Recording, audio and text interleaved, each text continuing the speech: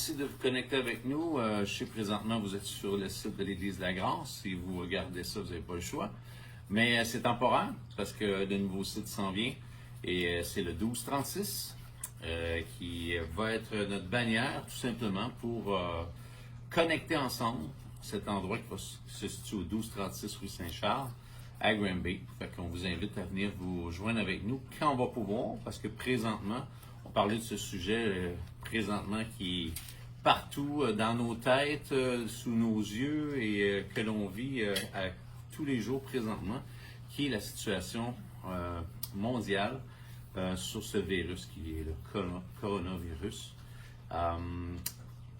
Qu'est-ce qu'on voit et ce que je veux faire aujourd'hui tout simplement avec vous, c'est de vous encourager. De vous encourager premièrement à écouter ce que nos dirigeants nous disent. Tout simplement, toutes les mesures qui sont prises en place pour éviter que ça se propage. Pourquoi? Parce que si on croit que Dieu a placé des dirigeants, et Dieu l'a fait, tout simplement, il faut honorer ce qui est donné comme direction, dans le but de nous protéger aussi. Fait que j'aimerais tout simplement peut-être commencer à prier pour nos dirigeants. Je pense à M. Trudeau, à M. Legault et toute l'équipe qui est alentour de lui, de prier pour eux à chaque jour, au lieu de critiquer, juste vous encourager peut-être, parce que souvent c'est facile à critiquer quand tu es dirigeant, des décisions qu'on prend, quoi que ce soit, c'est facile. Pourquoi? Parce qu'on n'a pas le portrait de tout ce qui se passe. Mais le temps que je perds à critiquer, le temps que je prends à critiquer tout simplement, c'est le temps que je perds à prier pour eux. Fait que c'est important plutôt d'être proactif dans le royaume de Dieu et tout simplement de les honorer, de les supporter dans la prière parce qu'ils ont besoin. Ils en ont grandement besoin. Ils ont besoin de la sagesse de Dieu. On est là pour ça. Fait qu'on va prier pour eux. Seigneur Jésus, on te ramène aux dirigeants. Je pense à M. Trudeau, M. Legault, toute l'équipe. Seigneur, on te prie de leur donner ta sagesse, de les guider dans tous les choix qu'ils vont avoir à faire. De les bénir abondamment, de les protéger, de protéger leur santé, Seigneur, leur famille, de toute l'équipe. Merci pour leur vie présentement. Et on les soutient, on les apporte devant toi. Merci pour les anges que tu envoies présentement pour les garder et les guider. Et aussi, Père, je pense à tous ces infirmiers, ces médecins, tous ceux qui travaillent dans le domaine de la santé présentement. Et on en oublie, Seigneur Dieu, mais qui sont là et tout simplement dévoués, qui travaillent sans relâche, Seigneur, pour aider la communauté, aider les gens, soigner les gens. Père, je te prie de les bénir, de les préserver. Seigneur, mets une protection sur leur vie contre ce virus. Vraiment, Père, bénis-les, renouvelle leur force, leur capacité, entoure-les, Jésus.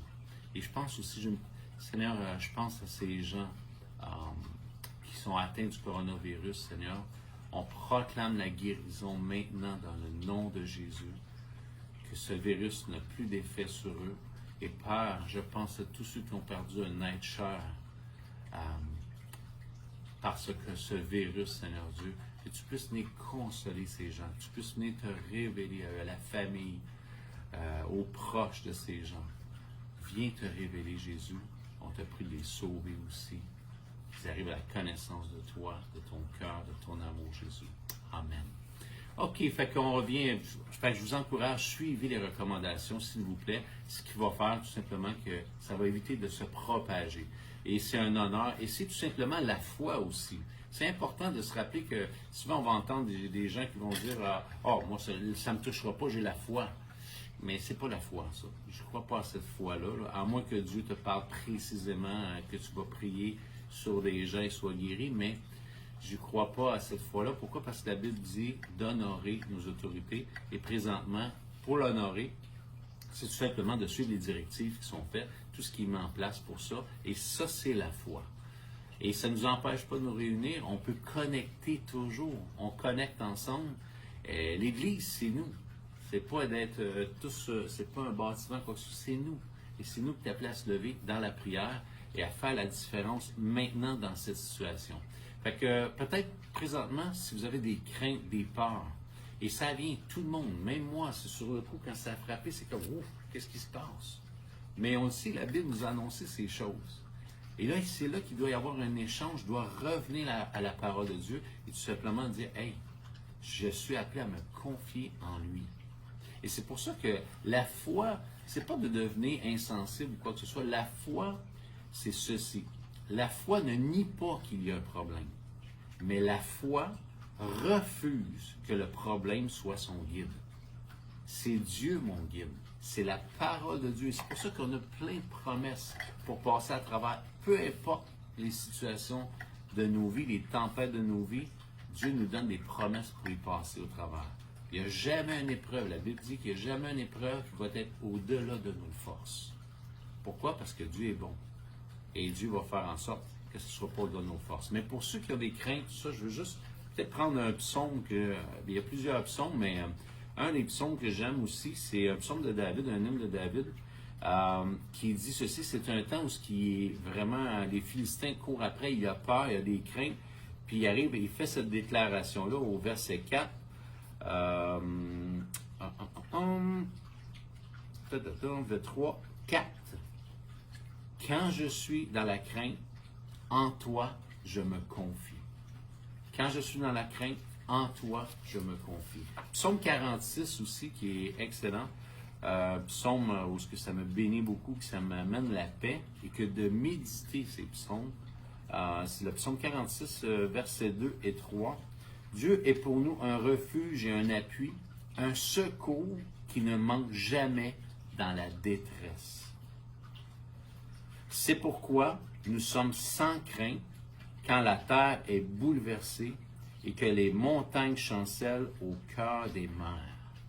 Je suis sans crainte. Pourquoi? Parce que je suis bien ancré en Jésus. Je remplace ma crainte. Je dis, je fais un échange avec Jésus et je lui dis, je place ma confiance en toi. Prends mes craintes, Seigneur. Et Dieu me donne tout simplement sa paix et il me rassure dans ces temps-là. Et on voit ça, au moins 366 fois, c'est écrit dans la Bible, ne crains point, n'aie pas peur. Ne tombe pas dans l'anxiété par rapport à cette situation. Ne laisse pas la situation ni dicter ton cœur, le comportement de ton cœur. Dieu veut ta paix. Dieu veut t'emmener constamment dans la paix. Et un dernier psaume, psaume 27, verset 1, ça dit ceci. L'Éternel est ma lumière et mon salut. Qui parle de délivrance. C'est lui qui va me délivrer. De qui aurais-je crainte? Ou de quoi je peux avoir crainte? L'Éternel est le soutien de ma vie. De qui aurais-je peur? D'une personne, de ce monde, du système qui est en train de tomber? Est-ce que j'aurais peur du coronavirus? C'est pour ça qu'il faut prendre le temps d'évaluer qu'est-ce qui réside dans mon cœur. Plus je vais laisser de place à la parole de Dieu, moins il va y avoir de place pour ce qui se propage présentement sur les internets, mais à la télé, à la radio, partout, ce n'est que ça qu'on écoute, qu'on entend. Et c'est pour ça que c'est prenez le temps. Prenez le temps tout simplement d'ouvrir la parole de Dieu. Vous avez des craintes, vous avez des peurs, je vous encourage. Allez dans la concordance. Présentement, il n'y a plus personne qui peut dire « Ah, j'ai pas de concordance ». On peut aller sur les sites. Il y a plusieurs sites. Il y a des endroits où vous pouvez avoir des concordances. Sur enseignement.com, on peut lire la Bible. On va chercher, on demande tous les versets qui parlent de la crainte. Ne crains pas. On peut rentrer ça. Tous les versets sortent. Et je vous encourage, vous avez le temps. Pourquoi? Parce qu'on est confiné pas mal en dedans, chacun chez nous. Et c'est ce qui est encouragé à faire aussi. Et on a le temps. Prenez le temps. Au lieu de prendre, d'écouter 6-7 films par jour ou d'écouter la télé pendant 5-6 heures et surtout qu'il y a que souvent des mauvaises nouvelles ou coronavirus, c'est pas que je l'écoute pas, j'écoute pour savoir en gros, mais j'en fais pas ma nourriture de tous les jours. Pourquoi? Parce que ça devient très lourd. Et c'est pour ça que j'ai besoin de la parole de Dieu. Puis on a le temps. Il n'y a personne présentement qui peut dire « je n'ai pas le temps de passer, de lire ma Bible ou de prendre du temps avec Dieu ». il n'y a pas de raison. Il n'y a pas de raison. Alors, tout le monde a noué à 24 heures. Fait que je vous encourage. Pourquoi? Parce que c'est ça qui va faire la différence, qui va vous emmener la paix. Et j'aimerais peut-être vous lancer un défi. Parce que là, présentement, tout le monde est un peu chacun dans son bunker. On est concentré un peu sur nous, nos effets, notre épicerie est faite, ces choses-là. Puis on est concentré un peu sur nous. Je vous encourage un défi. Un défi de se lever. On dit qu'on est la lumière de ce monde. Pourquoi pas ne briller? Pourquoi pas ne pas briller maintenant? Comment on peut le faire, même si on ne peut pas sortir? Ça peut être tout simplement de prendre, et un défi que je me donne présentement, c'est minimum une personne. Oui, il y a ma famille alentour, proche, que j'appelle à tous les jours, soit on fait des FaceTime, ces choses-là, mais aussi, je me donne un défi d'appeler soit un ami, soit un voisin, ou peu importe ce que Dieu va mettre dans mon cœur, au moins une personne par jour, soit en FaceTime, ou soit par écrit, quoi que ce soit, puis lui dire, hey, des paroles d'encouragement, et aussi en même temps de prier pour ces gens-là, voir si certains ont des besoins aussi, comment on peut faire. Et je vous encourage, c'est un défi que je vous donne. Levez-vous. On a cette vie en nous, on est appelé à briller, levez-vous. On ne reste pas chez nous. Bien, on reste chez nous, mais on se lève pour aider. Il faut faire attention. Bon, on se lève pour aider. On a le téléphone, on peut téléphoner, on peut faire des FaceTime, comme je disais tantôt. Encourager quelqu'un. Donner. Il y a plus de plaisir à donner qu'à recevoir. La Bible dit, Dieu a dit, j'ai tant aimé que j'ai donné mon Fils. Fait que je vous encourage, vivez-vous, donnez. On se déconcentre de sur nous, on se concentre à bénir quelqu'un. Minimum une personne par jour. C'est notre défi cette semaine. Fait que je vous encourage, restez connectés avec nous. Ayez un impact dans ce temps de coronavirus, dans ce temps où les gens même sont découragés. Beaucoup de gens sont ouverts à l'Évangile. Ayez un impact. Je vous encourage, on se lève ensemble, puis on se connecte, on va aller bénir les gens et on va faire la différence. On fait la différence quand on décide de se lever.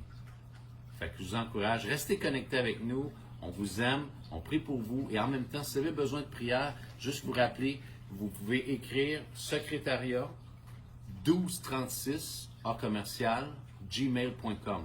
Requête de prière ou s'il y a des besoins ou peu importe, écrivez-le, on a à cœur votre situation, on a à cœur de prier pour vous. Merci encore. Il va y avoir d'autres capsules qui s'en viennent bientôt. Pasteur Jean et moi, on va en faire d'autres. Fait que présentement, on est en train de bâtir le site, mais très bientôt, ça s'en vient. On vous aime. Merci encore d'avoir été des nôtres. Au revoir.